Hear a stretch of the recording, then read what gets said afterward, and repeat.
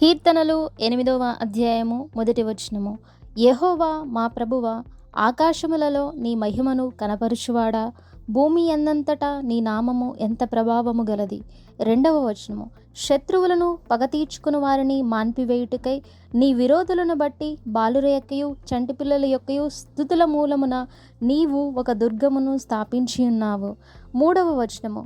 నీ చేతి పని అయిన నీ ఆకాశములను నీవు కలుగజేసిన చంద్ర నక్షత్రములను నేను చూడగా. 4వ వచనము. నీవు మనుష్యుని జ్ఞాపకము చేసుకొనుటకు వాడే పాటివాడు, నీవు నరపుత్రుని దర్శించుటకు వాడే పాటివాడు.